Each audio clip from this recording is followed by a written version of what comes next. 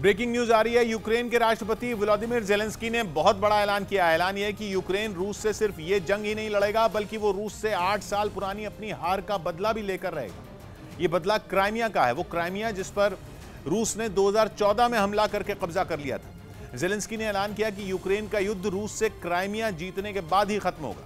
3 दिन पहले ही क्राइमिया में रूस के मिलिट्री एयरबेस पर जोरदार धमाके हुए थे। हालांकि यूक्रेन उन हमलों की जिम्मेदारी नहीं ले रहा, लेकिन उन हमलों के बाद ज़ेलेंस्की के इस बयान के काफी मतलब निकाले जा रहे हैं। यानी यूक्रेन का महायुद्ध अब और बड़ा हो सकता है। ज़ेलेंस्की का प्लान बहुत आगे का दिख रहा है।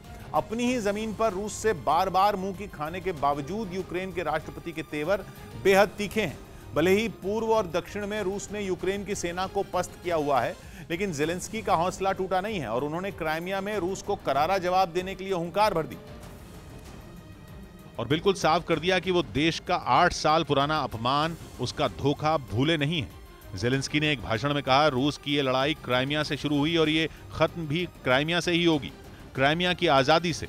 मैं जानता हूं कि हम यूक्रेन के क्राइमिया में लौटेंगे। ज़ेलेंस्की ने कहा कि यूक्रेन की जीत सिर्फ तभी नहीं होगी जब 24 फरवरी के बाद रूस की सेना के कब्जा किए इलाकों से उसे खदेड़ दिया जाएगा, बल्कि यूक्रेन की जीत तो तब होगी जब क्राइमिया से रूस की सेना और उसके नागरिकों को बेदखल कर दिया जाएगा। इतना ही नहीं, आत्मविश्वास से भरे ज़ेलेंस्की ने भविष्यवाणी भी कर दी कि यूक्रेन को जीत तो मिलकर ही रहेगी। मतलब ज़ेलेंस्की ने जता दिया कि वो क्राइमिया से कम पर कतई नहीं मानने वाला। उनके इस आक्रामक रवैये ने अमेरिका से लेकर पूरे यूरोप को टेंशन दे दी है, क्योंकि रूस और यूक्रेन की जंग रुकवाने की कोशिश चल रही है। लेकिन अगर युद्ध क्राइमिया तक पहुंचा तो फिर जंग कब, कहां और किस तरह थमेगी, इस बात के ख्याल ने पूरी दुनिया को डरा दिया। क्योंकि इससे पहले खुद ज़ेलेंस्की ही रूस से सीज फायर के लिए कुछ बेहद अहम मुद्दों पर समझौता करने के लिए तैयार थे, यहां तक कि अपनी जमीन छोड़ने को भी राजी थे। लेकिन अचानक उन्होंने ऐसा यू टर्न लिया कि दुनिया को हक्का बक्का कर दिया। क्राइमिया यूक्रेन के दक्षिण में मौजूद वो प्रायद्वीप है जिस पर रूस ने 2014 में हमला किया था और फिर वहां रेफरेंडम कराकर उसे अपना हिस्सा भी घोषित कर दिया था। तब से 8 साल बीत गए, लेकिन यूक्रेन ने कभी रूस से क्राइमिया वापस पाने के लिए आग से खेलने की कोशिश नहीं की। मगर ऐसा लग रहा है कि ज़ेलेंस्की ये मानकर चल रहे हैं कि अब जब जंग छिड़ी गई है तो फिर गड़े मुर्दे भी उखाड़े जाएं। और ताजा लड़ाई का मौका उठाकर रूस से यूक्रेन की एक एक हार, एक एक लड़ाई का हिसाब बराबर किया जाए। लेकिन सवाल यह है कि जब रूस से अपना बाकी देश बचाने में ही यूक्रेन के पसीने छूटे हुए हैं, तो फिर ज़ेलेंस्की ने क्राइमिया पर कब्जा करने की धुन क्यों लगा ली?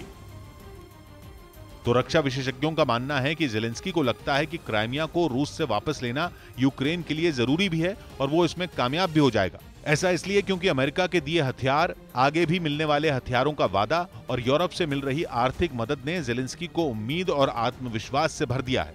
फिर बात यह भी है कि अपना आत्मविश्वास दिखाकर ज़ेलेंस्की अपने देश को मजबूत स्थिति में दिखाना चाहते हैं, ताकि अंतर्राष्ट्रीय स्तर पर यूक्रेन को मदद जारी रहे। क्योंकि ज़ेलेंस्की ये बहुत अच्छी तरह जानते हैं कि अगर उन्होंने खुद ही हार मान ली तो अमेरिका, ब्रिटेन और यूरोप के बाकी देश भी अपने हाथ खड़े कर देंगे और यूक्रेन को रूस से कोई नहीं बचाने आएगा। फिर बड़ी बड़ी बातें करके ज़ेलेंस्की अपने सैनिकों और नागरिकों का हौसला भी बढ़ाना चाहते हैं, लेकिन उनका क्राइमिया पर फिर से यूक्रेन का झंडा फहराने का ऐलान यूक्रेन के लिए खतरा भी पैदा कर सकता है। क्योंकि क्राइमिया पुतिन की नाक का सवाल है। क्राइमिया की जीत ने रूस में उनकी लोकप्रियता काफी बढ़ा दी थी। क्राइमिया पर जरा सी भी आंच उन्हें बर्दाश्त नहीं। ये वो यूक्रेन पर हमला करने से पहले फरवरी में ही बिल्कुल साफ साफ पूरी दुनिया को बता चुके हैं। ऐसे में अगर पुतिन से वो क्राइमिया छीनने की कोशिश हुई, उन्हें उकसाया गया, तो फिर वो क्या कदम उठाएंगे इसका अंदाजा किसी को नहीं। हो सकता है कि तब वो हो जाए जो अब तक नहीं हुआ, शायद परमाणु बम चल जाए, और अगर ये हुआ तो यूक्रेन के साथी उसका साथ भी छोड़ सकते हैं। इससे पहले भी कई रक्षा विशेषज्ञ और यूक्रेन के साथी देश ये कह चुके हैं कि ज़ेलेंस्की को इस लड़ाई को क्राइमिया तक नहीं खींचना चाहिए, क्योंकि यूक्रेन के लिए क्राइमिया जीतना नामुमकिन है।